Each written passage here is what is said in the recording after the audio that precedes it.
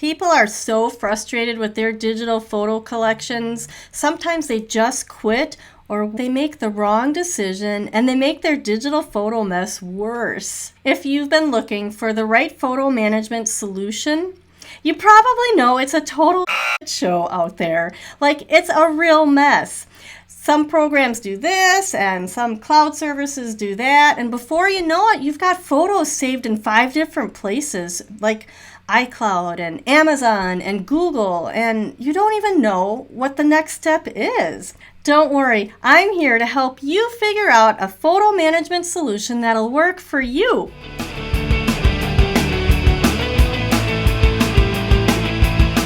My name is Molly, and I'm the owner of Pixologie and a photo estate planner. I help people go from being unsure and overwhelmed with their photo mess to being confident and motivated that they can save their pictures to enjoy them today and make sure they're preserved for future generations. Just about a year ago, I posted a video, you can check it out above, that talked about 20 programs to organize digital photos. Since then, I've been reviewing those programs and testing some of them and talking to a lot of people. In fact, many of my YouTube viewers have shared their experiences. I've come to some conclusions that I'm going to share with you in this video. First, we're going to talk about the 5 features that you need to have in your photo management solution.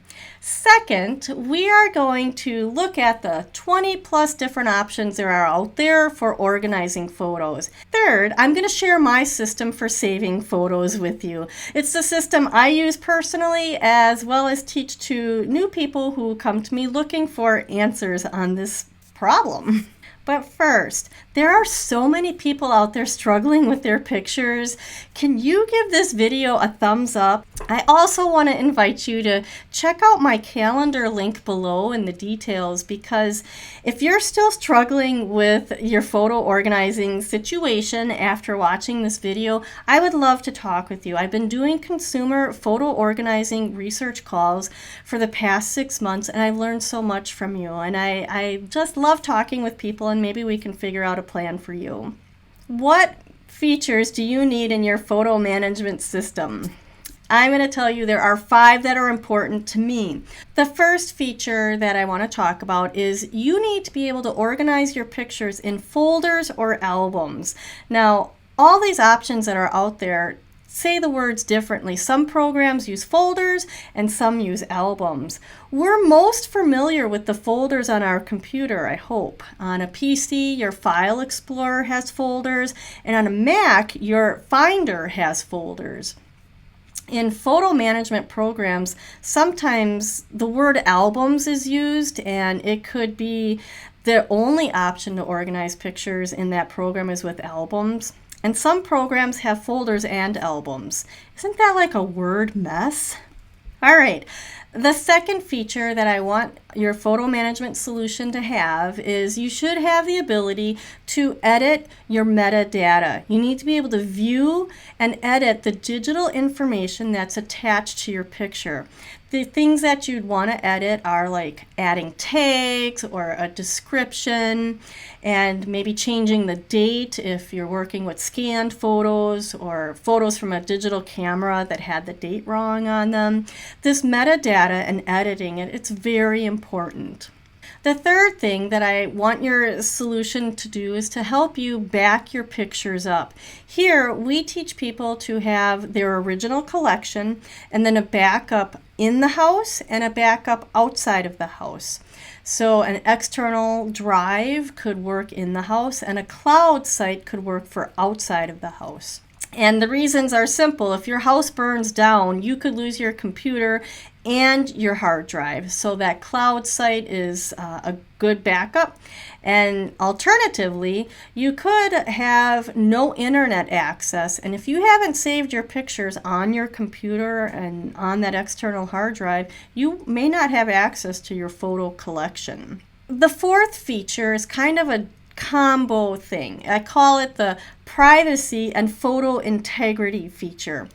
And this really applies when you think about storing your pictures in the big tech companies, especially like Google. So first of all, you need to know privacy is important. Your photos really provide a lot of information about your life, from the things that you do to the food that you eat and the places that you shop, and even, the location, which is a piece of metadata. All of that data that makes up your digital pictures, when it's stored in a big tech company site like Google or Amazon, is accessible by that company. This data is actually referred to in their terms of service, which nobody reads, that it can be accessed and it can help modify your user experience. That means you see ads that are related to some of the information you shared with Google. Now, nobody's looking at your pictures, but artificial intelligence, which you will be hearing more about, is doing the work for these big tech companies. So privacy, you want to be aware of that. Also, you do have to wonder if the photo is being uploaded in its full resolution, the full size. Google will compress pictures in some instances, so be aware that we're saving the full-size image. That's privacy and photo integrity. The fifth feature that is really important to me, you have to enjoy using it. It's kind of, the technical term is the user interface, the UI.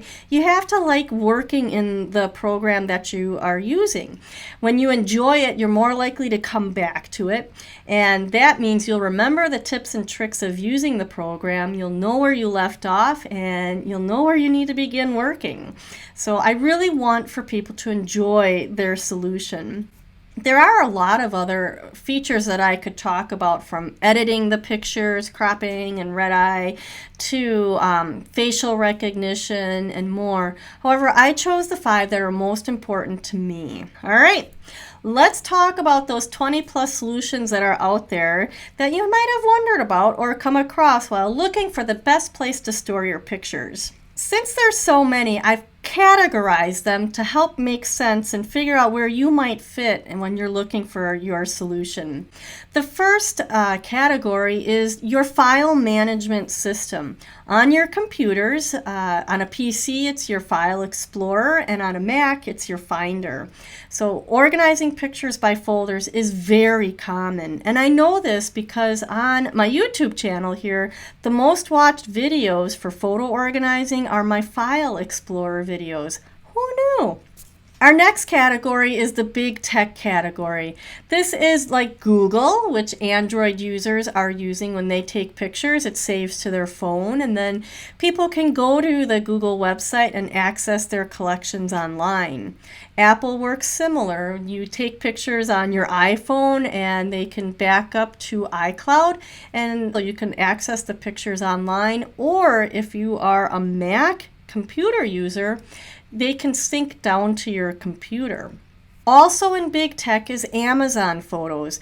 Now, Amazon Photos is free for Amazon Prime customers, so many people have this. You can have the app on your phone, you can see your pictures in the cloud, and there's also a way to download the photos from the cloud to your computer.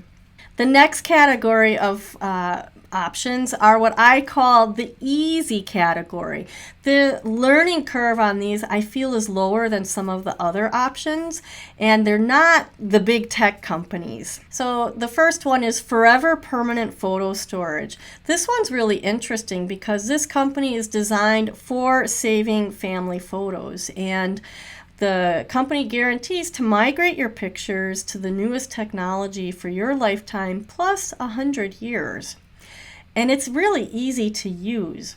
Then we have Memorable. This one's kind of fun to use because you load your pictures in and then the app just shows you the shuffling batches of pictures by decade. It's actually pretty cool. Then we have MemoryWeb, which is, I think, designed for genealogists and people interested in searching their family history. A lot of big people like this program, including the photo detective. Next in this category is Photobucket, and it's very simple to use, and I have a review on it. You can see the link below and check that out if you like. We also have in the easy category is Adobe Lightroom Creative Cloud version, and this is easier to use than its counterpart, Lightroom Classic. Another easy program I think is Movavi, and you can see a link below to look at my review of that program. And lastly, I'm going to just mention the Windows Photos app on the PC. This one is so easy to use. Literally, you double click on a picture and it launches the Photos app. But after that, it's somewhat useless. So I thought I would put it on here in case you were thinking that that would be your solution. You can check out the link I did for the review on that down below. The easy category is done, and now we're going to talk about highly technical. These are much more in-depth programs than I think most consumers need, but I'll just mention them. We have Adobe Lightroom Classic and Adobe Bridge. Then there is ACD Systems and a program called Eagle.Cool, which several people messaged me to let me know that I should be listing this. And then lastly, we have Photo Mechanic, which I also reviewed. If you're looking to batch rename pictures and do things in batches, I think that's a good option, but I found it too technical for myself. The next category is looks promising if you use it routinely, okay? This doesn't mean the once a month or you'll get to it every few months. You've got to use these programs every week so you can remember how to use it. And the first two are called Magix, and then there's Systweak. I have not had a chance to test these out, but they do market on the internet, and I thought I would mention them here again for you. The third one is Mylio, and I do know quite a bit about this program because I've used it on and off over the past 8 years. I really like using it. It's a powerful photo manager, and it allows you to sync computers to have the same photo collection, as well as syncing your phone and external hard drives, and the interface to working with your pictures is beautiful. All right, next category is the photography community, and this again is mostly for professionals, but I have seen some people, consumers, who are using these websites to store their family photos, and it might not be the best place. So these are Flickr, 500px, and SmugMug. Then there's the old tech programs, and I know how it is. You get used to using a program and you like it, and you'll even keep the old computers so that you can continue using it, but they're so slow. So in this category, I'm going to be honest, FastStone is one I haven't tested, but just looking at it, I can't test it. I just don't think it would be a good solution for most of the people that I work with, but I wanted you to know that it's out there. And then there's Picasa.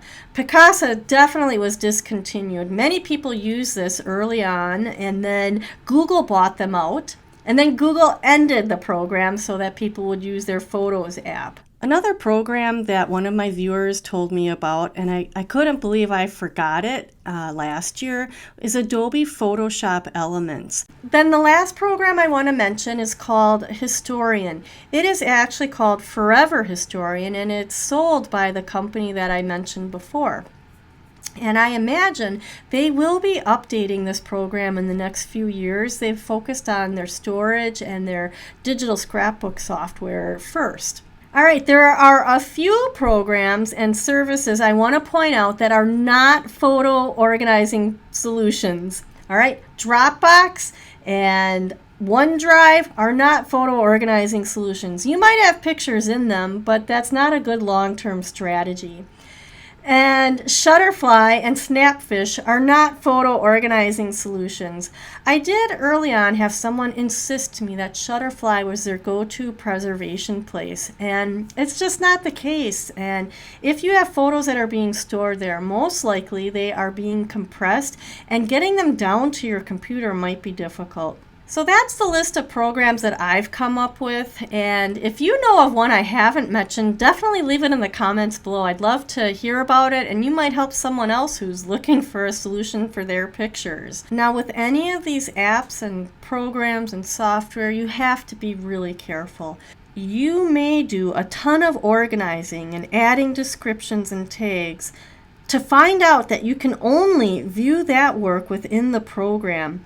You can't share it easily with people, and future generations may not have access to the work that you've done. You are going to want to check my list of reviews below to make some comparisons. It's a lot to figure out. There are so many moving parts with saving your family photos. That's why I'm here, to help you narrow it down to figure out the best solution for you to save these pictures. We are looking to create the simplest maintainable workflow possible. Okay, it's time for me to share my favorite solutions, and they are Forever and Mylio. Let me tell you a little bit about my situation. I have an iPhone and I primarily use Mac computers. I love Apple products, but I don't like using Apple Photos. In addition, I've been frustrated over the years with changes in photo management programs. Sometimes they go out of business or they change owners, and it's really hard to regroup and start a new program. I'm tired of being disappointed when my photo management program changes. I've also had many people tell me how frustrating it is, and they're looking for a simple solution. My system is simple. My goal is to create the shortest path for photos to be enjoyed today and preserved for future generations. This is what I teach to my clients who are looking for a photo organizing plan. The first step is to create a master family photos folder on your computer, with the goal being that all of your pictures are stored in there. That way that folder is easily backed up to an external hard drive and to a cloud service that I'll talk about. The second step is to save your photos monthly to that folder. So you're going to create a nested folder in there with the year and the date listed like the formula I have here. You're going to copy your pictures from your phone and any other devices that have photos for the month into that monthly folder. Then third, you're going to delete the unnecessary pictures. So you know, the photos from your phone you don't need, the screenshots and the pictures of things that you want to buy, those are not your family photo collection. So you delete them out of that folder. The photos can remain on your phone. For some of my clients, they delete them, and other people keep their pictures on their phone so they always have that fallback. The fourth step is to upload those photos to Forever permanent storage.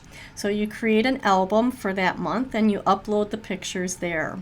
And then the fifth step is to tag those pictures and add a description, and then to click the heart button to favorite the photo so that you know which are your best pictures at the end of a year of doing this. Once you get to the end of the year, it's easy to make a family photo album for the year, a calendar, or even choosing the best picture for your holiday card. Pixologie is an ambassador for Forever, so I have a link below that you can click, and you can get a 2 GB account for free along with a $20 coupon. And try it out. For those of you that 5-step system doesn't work for you and you're looking for a photo management program, hands down, Mylio is just the best out there that I've seen. I love the interface and the way that the pictures look, editing the metadata. There's so many options for it. And the support that Mylio offers online with their webinars is excellent. Once you're ready in Mylio with a batch of pictures that you want to make into a photo book, you can export them and upload them to the photo book printer of your choice. I do have a discount code for Mylio, 25% off your first year, so you can get that below. All right, we have covered so much here. We talked about what you need, the 5 features you need in your photo management system. We've talked about all the options that are out there, and I shared my system for working with pictures. It's a system I've developed over the last 8 years, working with so many people and organizing millions of photos. So I feel pretty confident that that's a potential starting point for you to make your own plan. If you have comments or suggestions or questions, leave them in the comments below. I would love to hear from you. That is it for now. Thank you so much for watching, and we'll see you the next time.